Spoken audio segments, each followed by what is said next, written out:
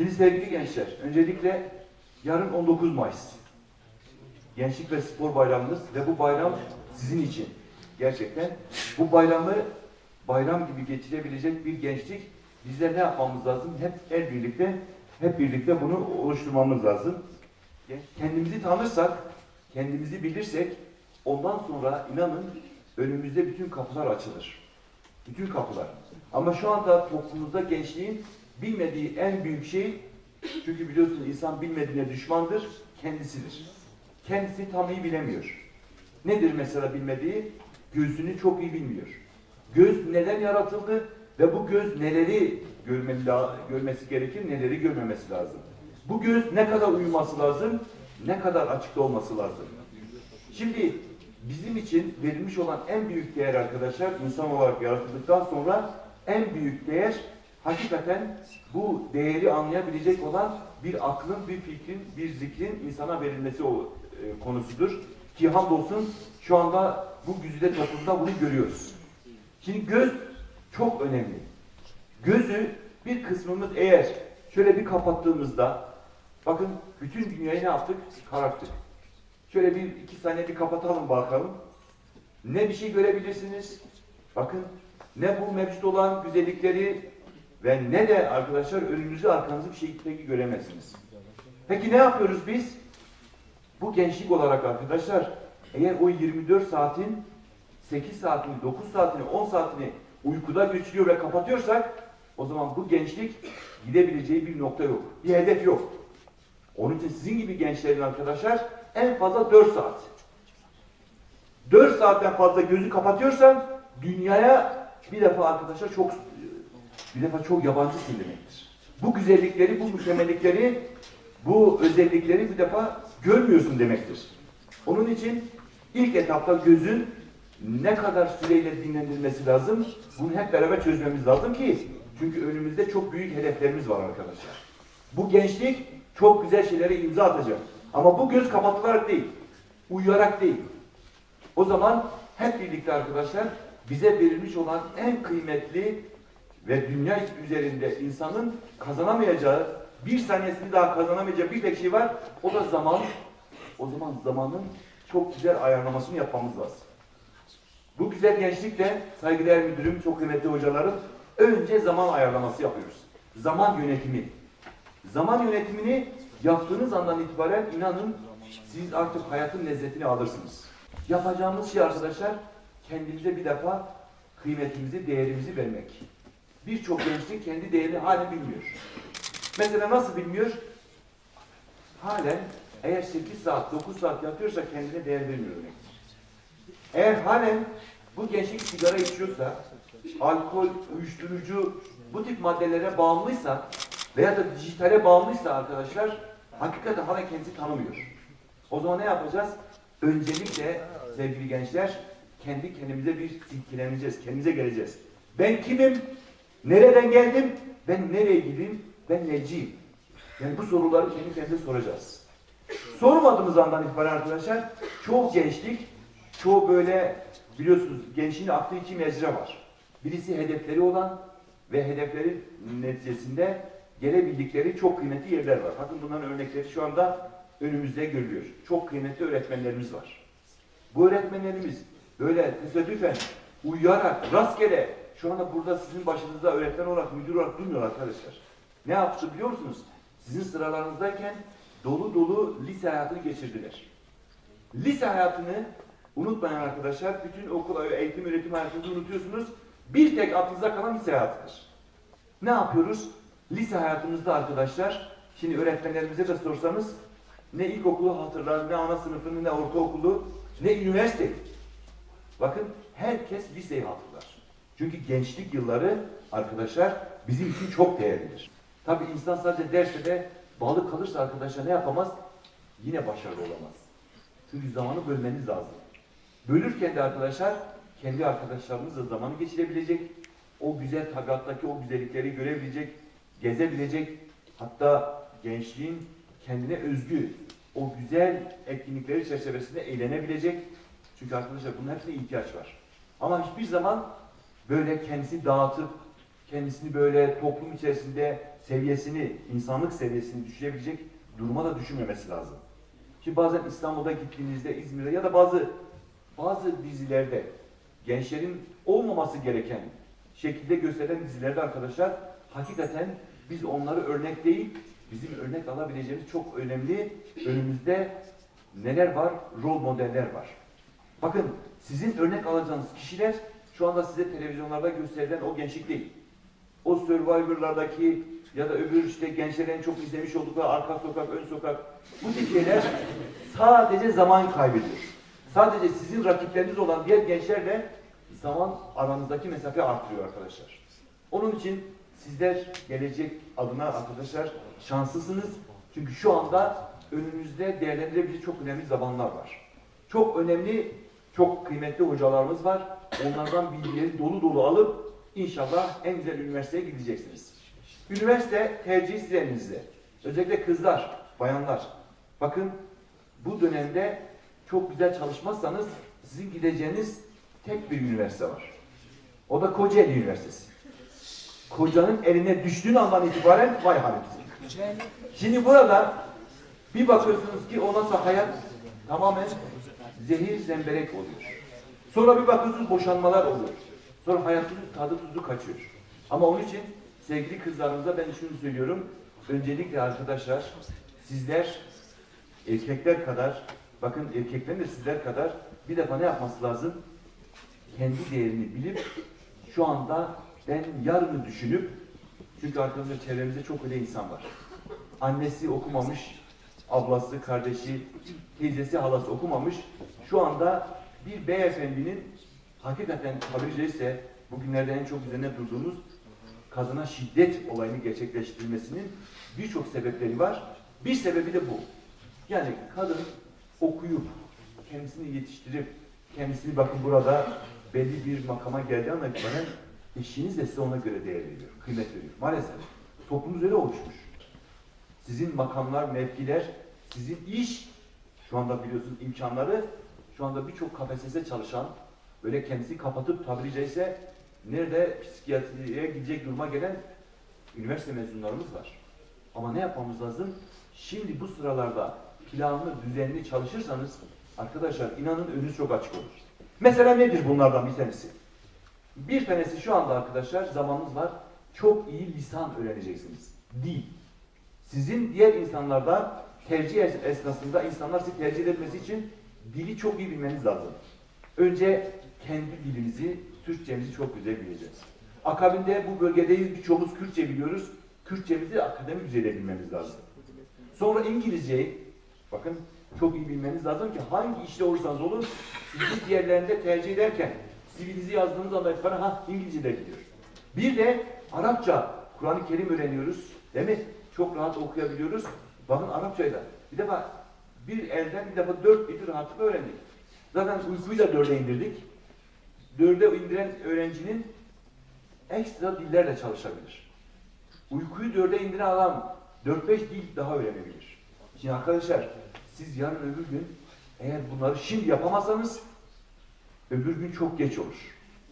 Onun için arkadaşlar gençliğinde ihmal edenler geleceğinde arkadaşlar açık söyleyeyim imha ediyor.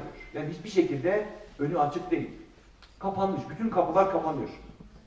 Bakın şu anda işte Suriye'den gençler buraya geldiler değil mi? Cenab-ı Allah muhafaza etsin. İnşallah en kısa sürede tekrar huzurlarına kavuşur, Suriye'ye giderler.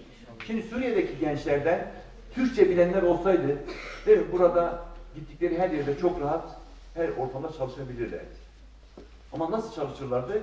Türkçe bilmeyenler var. Şimdi diyelim ki bir işte 200 lira, 300 lira, 500 lira çalıştırılırken buyurunuz. 300 lira çalıştırırken eğer Türkçe bilip biraz daha kalifiye bir elemansa otelde çalışmış ya da diyelim ki restoranda çalışmış herhangi bir bilgi becerisi olsa ailesine şimdi bakabilecek durumda olur. Türkiye neresi olsun ya da dünya neresi olursa olsun. Çünkü biliyorsunuz 2,5-3 milyona yakın Türkiye'deler. Ondan sonra bir kısmı şu an Avrupa'ya gittiler. Şimdi siz bu saatten sonra Allah muhafaza böyle bir duruma düştükten sonra gittiğiniz yerde bunu öğrenemezsiniz. Bakın onun için sevgili gençler imkan varken, fırsat varken dedik ya bunu çok iyi değerlendirmeniz lazım. Fırsatları dedik ya kaçırmıyoruz. Ve şu anda en büyük fırsat da zamandır. Zaman hiçbir zaman boşa geçirmiyoruz. Şimdi arkadaşlar zaman yönetimi yapan, arkadaşını da çok iyi seçen, hedefini de belirleyen öğrencimiz önünde bir tek şey kalıyor arkadaşlar, okuma alışkanlığı. Yani günde sizin gibi bir gençin en az 40-50 sayfa okuması lazım. En az. 40 sayfadan aşağı, yani normalde ders çalışmak demiyoruz ha. Mesela diyelim ki herkes ne yapar? Coğrafyasını, tarihini çalışır, edebiyatını çalışır. Bunları okumanın içine değil. Sabah 4'te kalktık dedik ya. Sabah 4'te kalkınca arkadaşlar hemen 1 saat bir kendinize özel zaman ayırıyorsunuz, kitap okuyorsunuz. Bu kitapla arkadaşlar sizin bütün ufkunuz açılır. Bütün o yazarın deneyimi, o yazarın kendi hayatında geçirmiş oldukları her şey sizin önünüzde bir tecrübe oluyor. Kitap okumayan bir nesil, arkadaşlar kusura bakmasın, hiçbir toplum önünde kendisini ifade edemez. Hiçbir zaman bir makamda, bir mevkide olsa, bakın ne olursa olsun, hatta dünya lideri dahi olsa, o kişi kendisini ifade edemez. Onun da tek yolu şu anda bol bol kitap okumak. Burada inanıyorum ki bu gençlik hakikaten ciddi kitap okuyan bir gençliktir. Şu anda o fırsatımız var. Arkadaşlar en az haftada 3-5 yeni kitap almamız gerekir ki o dediğim yeni çıkmış olan eserler günümüzün problemlerine, günümüzün ihtiyaçlarına hitap eden ve sizlerin de gelen teknoloji içerisinde neyi nasıl tercih edeceğinize yol açacak arkadaşlar. Şimdi onun için sevgili gençler muhakkak insan bilmeniz gerekir dedik ya. Eğer internete de giriyorsanız en fazla 1 saat.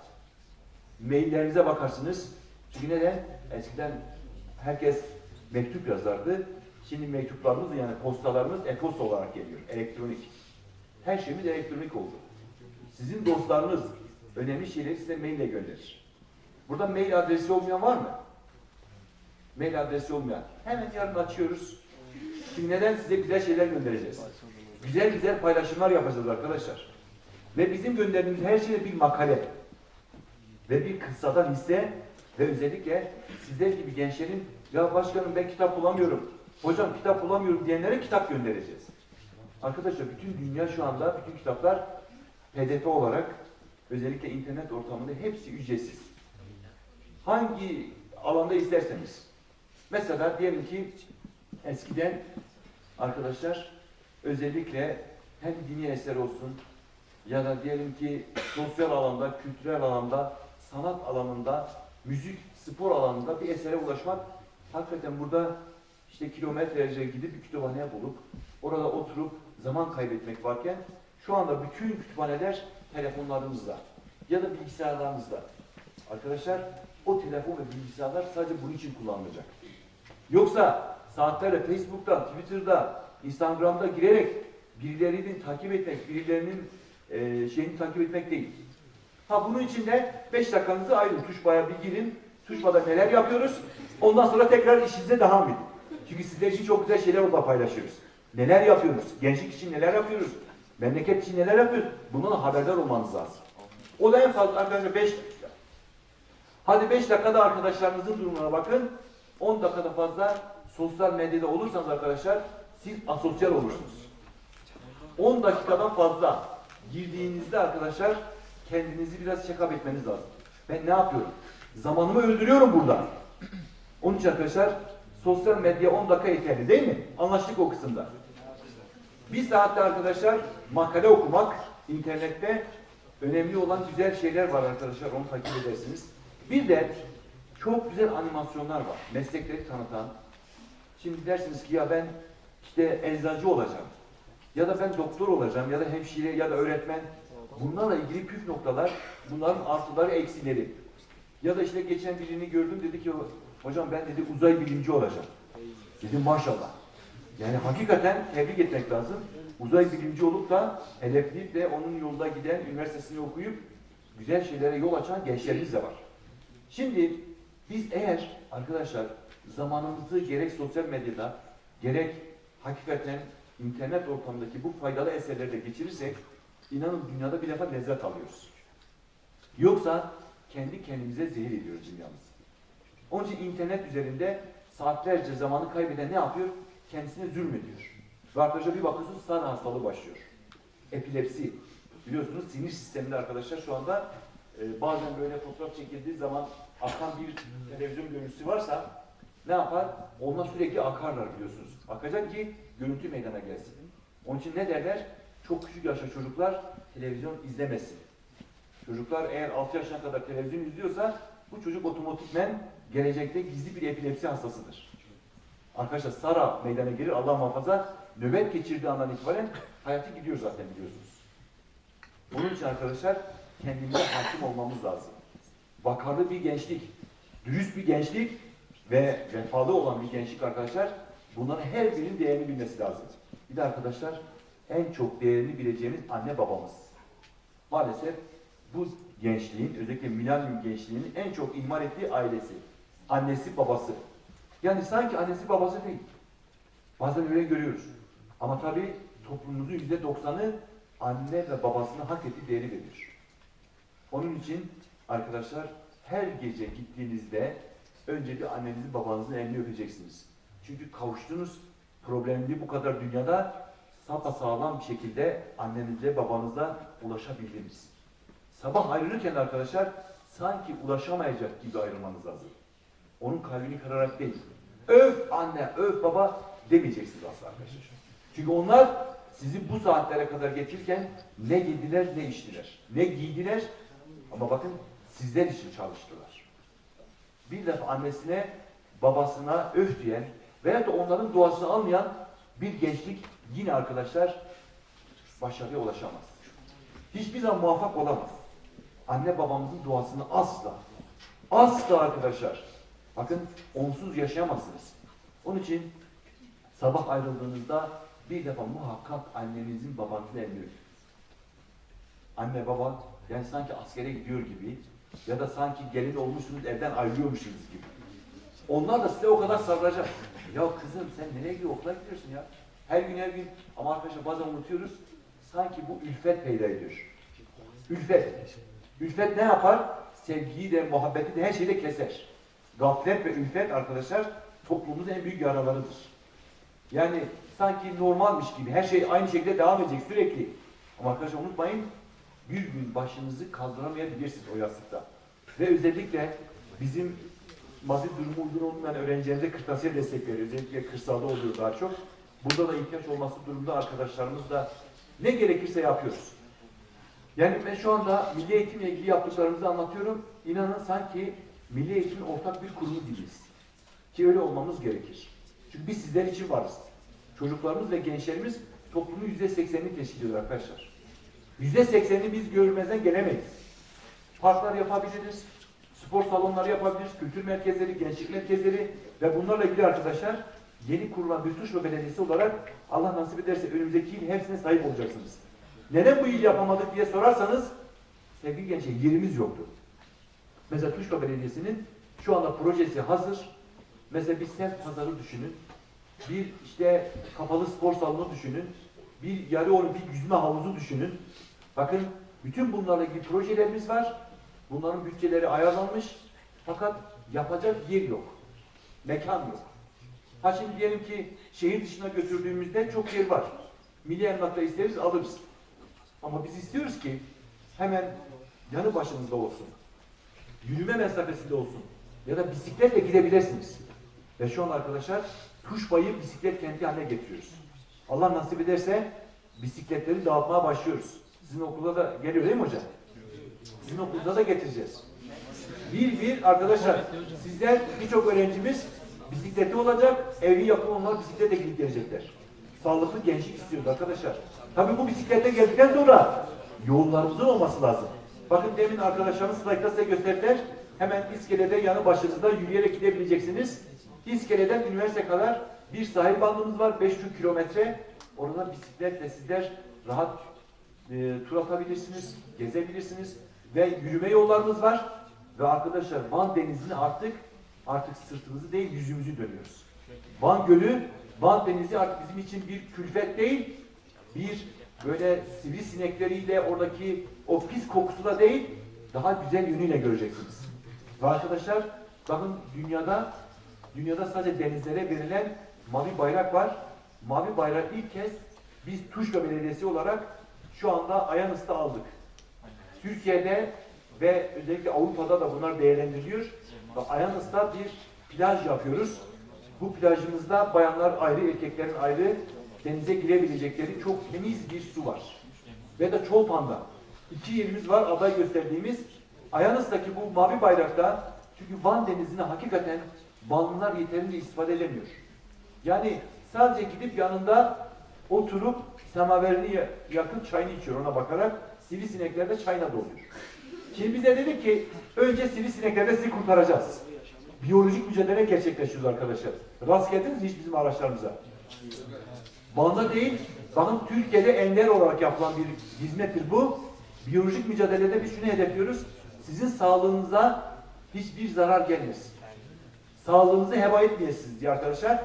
Şu anda biliyorsunuz sıtma mikrobu olsun birçok vektör taşıyıcısı, hatta dünyanın en çok korktuğu Zika virüsü var biliyorsunuz.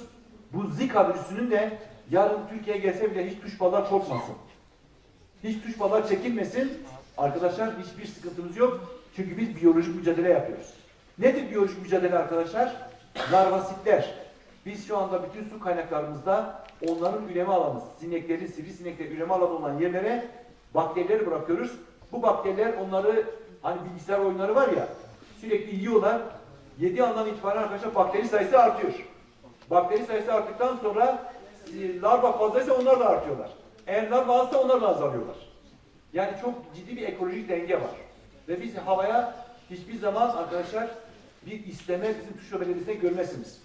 Çünkü bu Afrika'da 3. dünya ülkelerinin yaptığı bir şeydir. Mazotla işte sadece göz boyamaktır o. Siz gördüğünüzde hangi belediye aitse önce durdurun deyin ki lütfen çevreyi kirletmeyin. Çevrenin en büyük düşmanı açık söyleyeyim şu anda belediyelerimizdir.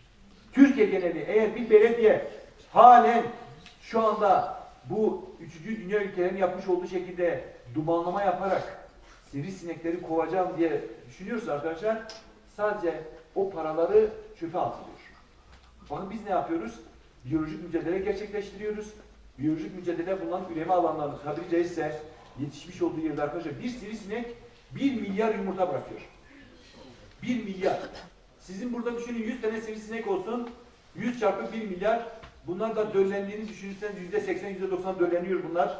Ve arkadaşlar siz havada bunlarla mücadele edemezsiniz. Ama biz ne yapıyoruz?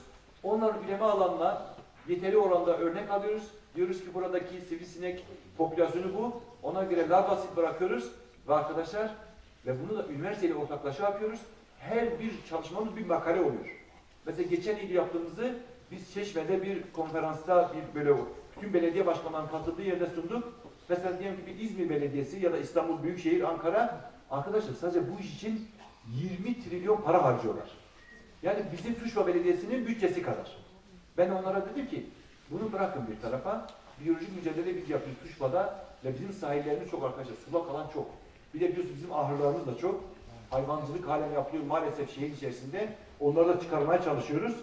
Tabii biyolojik mücadele anlatınca arkadaşlar oradaki arkadaşlarımız, oradaki yetkililer şunu dediler. Evet bizler de bunu yapıyoruz ancak bunun üniversitelerle birlikte arkadaşlar şu anda kontrolü yapılması lazım. Kontrolü yapıldıktan sonra sizin sağlığınız emin ellerde. Onun için biz her zaman diyoruz. Tuş ballar emin ellerde arkadaşlar. Yani biz sizi sizden çok düşünüyoruz. İşte akşam bir dolu yağdı. Arkadaşlarımız hepsi sahadalardı. Acaba birinin başına bir şey geldi mi? Burada sokakta kalan işte biliyorsunuz hakikaten Van'da bugüne kadar ben bu yaşıma kadar ilk kez gördüm. Yani o dolu hakikaten dışarıda olanlar Allah muhafaza başlarını delecek gibiydi. Yani bu büyük dolu tabi Allah'a hamd ediyoruz ki bu gündüz vakti insanlar dışarıda değilken, sizler bile sokakta değilken olmadı. Yani ilk kez böyle bir şey, çatılar sanki o bütün şeyler, camlar neredeyse arkadaşlar aşağı gelecek gibiydi. Ama uyuyanlar bunu göremedi. Uyuyanlar kimlerdi göremedi? Hocam hiç fark etmedik. Evet. Evet, uyumayanlar artık bunu anlasınlar kendilerine. Şimdi sevgili gençler, bazı olaylar olduğunda hakikaten uyanık olmanız lazım. Çünkü Allah muhafaza deprem olduğu zaman da sizi o şekilde yakalıyor değil mi? Yeryüzüne çoğaldı. Ama ne yapacağız? Bir hedefe kilitleniyoruz arkadaşlar. Şu anda her biriniz bulunduğunuz yerde bir defa önce kendimizi çok iyi tanıyacağız. Gözümüzün, kulağımızın, bütün bu duyuların kıymetini bileceğiz. Bakın bu dil olmazsa arkadaşlar, bu diliniz olmazsa şu anda farklı bir grup insan olarak değerlendirecektiniz. Değil mi? Engelli olarak. Ama hamdolsun burada bir engeli olan yok. Ne duymada, ne konuşmada, ne görmede, ne de yürümede. Bir defa bunun için çok şükretmemiz lazım. Şükür nimeti ziyadeleştirir arkadaşlar. Her gün veriyor bu çünkü. Bir an değil. Siz doğduğunuz andan itibaren tabii arkadaşlar bu size böyle sipariş veren kimse size bunu vermedi. Sizlere Cenab-ı Allah bunu en mükemmel şekilde verdi ve diyor ki önce beni bir tanıyın, kendinizi tanıyın. Zaten orada biliyorsunuz hadiste de vardır. Kendini tanıyan Rabbini tanır. Rabbini tanıyan topluma, insanlığa ve çevreye, doğaya hiçbir zaman arkadaşlar zarar vermez. Şimdi kendisi tanımayan insanlar, kendisi bilmeyenler ne yapıyor? Önce kendisine zarar verir.